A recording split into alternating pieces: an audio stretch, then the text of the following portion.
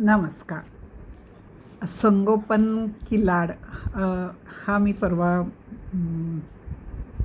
Episode घातला होता आणि माझ्या 2-3 मैत्रिणींनी त्याच्याबद्दल मला फोन करून अजून 2 मुद्दे सुचवले आणि मग मला ते लक्षात आलेच होते, पण माझ्याकडून राहिले होते बोलता बोलता. तर मुलं हे अनुकरण जास्त करतात. तुम्ही किती त्यांना ओरडा, किती त्यांना सांगा, पण ते बरोबर अनुकरण करतात आणि ते खूप समजून जातात की कोणाकडे कसं वागावं, कोण आणि ते बरोबर म्हणजे ह्या कधी आईकडे न्याय मागावा, कधी बाबांकडे लाड करून घ्यावेत, हे पण त्यांना कळतं अगदी लहानपणी, म्हणजे बोलायलाही येत नाही तेव्हापासून. अशा मुलांना हल्ली म्हणजे खूप वाढवताना खूप सांभाळायला पाहिजे आणि हे हल्ली होत नाही. मुलांना अगदी म्हणजे माझ्या मैत्रिणींचं आणि आमचं बोलणं होताना हे आम्हाला पण आठवलं की आमचे आईवडील आम्हाला आमच्या काही चुका झाल्या किंवा आम्ही घरी काय सांगताना बोललो शिक्षकांबद्दल आणि जर पटकन कधी बोललो की आई ती जराशी आई ती चांगली टीचर आहे ना, असं वगैरे बोललो की आईवडील आम्हाला ओरडायचे. तुमची शिक्षक आहे, ते तुमचे गुरु आहेत, त्यांना जाडी काळी असं नाही म्हणायचं. मग आई वर्णन कसं करायचं? अरे पण ते म्हणे तुमच्या बोलण्यामध्ये, तुमच्या सुरामध्ये त्याच्याबद्दलचा रिस्पेक्ट पण नाही दिसत आहे, हेटाळणी दिसते. हा निसर्ग देवाने दिलेलं हे आहे. हे आईवडिलांनी आम्हाला कधी असं बोलायलाच दिलं नाही की जाडी टीचर, काळी टीचर. आणि आजकाल खूपसे पालक मुलांसमोर बोलताना, फोनवर बोलताना, दुसऱ्या पालकांबरोबर बोलताना सर्रास असे शब्द वापरतात. विषयाचं नाव नाही घ्यायचं किंवा त्याचं हे करताना हेटाळणीपूर्वक त्या शिक्षकांना बोलायचं. मग तुम्ही घरातसुद्धा हल्ली कोणीच नसतं, सासू सासरे नाही, मोठी माणसं नाहीत आणि बोलताना जेव्हा वादावादी होते तेव्हा तुझी म्हातारी वगैरे असे शब्द सासूबद्दल वापरले जातात किंवा तुझी आई वगैरे. आदरातिर्थी बोलणंच मुलांकडे कमी होतं. आदर देऊन एकतर इंग्रजी माध्यमात आपण आजकाल मुलांना पाठवतो, त्याच्यामध्ये आदरार्थी शब्दच नाही. यू, मोठ्यांना पण यू, लहानांना पण यू. आपल्यामध्ये तसं नाही. तुम्ही, आपण असं आदरार्थी बोलणं हा प्रकार आहे. आणि मराठीमध्ये म्हणा, हिंदीमध्ये म्हणा, भारतीय बहुतेक सगळ्या भाषेमध्ये आदरार्थी उल्लेख असतो.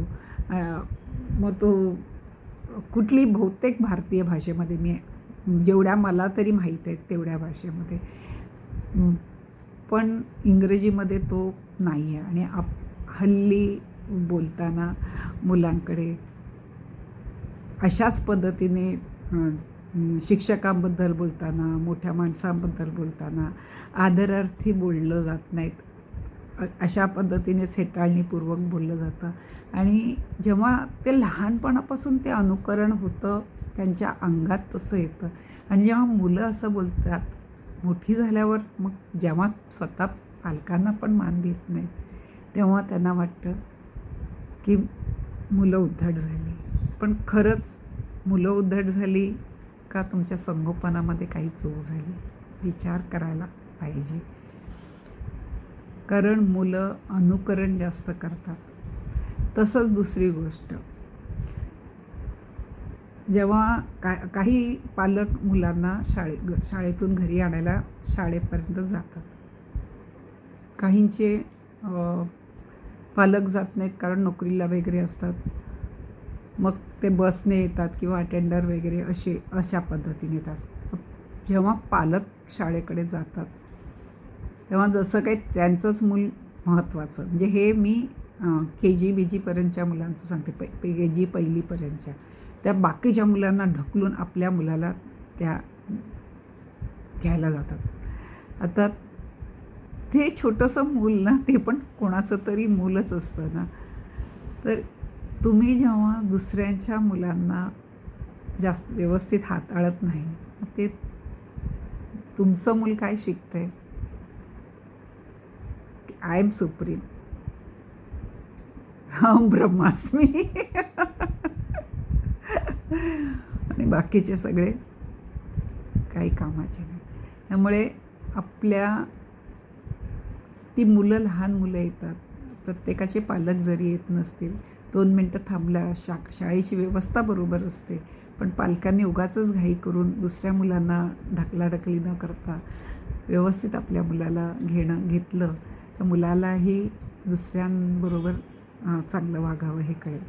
तिसरी गोष्ट म्हणजे कचरा टाकताना चॉकलेट वगैरे खाऊन झालं की टाक म्हणून सांगतात, तर ते चॉकलेटचे रॅपर म्हणा, हे आई-वडिलांनीच जर का काढून हातात घेतले, किंवा मुलाच्या हातात देताना ते कापून ते तुकडा बरोबर बॅगे वगैरे नाही टाकलं, मुलं अनुकरण करतं. कचरा रस्त्यावर टाकणार नाही, रस्त्यावर थुंकणार नाही, घाण टाकणार नाही. बघा, तुम्हाला मी हे सांगितलेलं पटतंय का?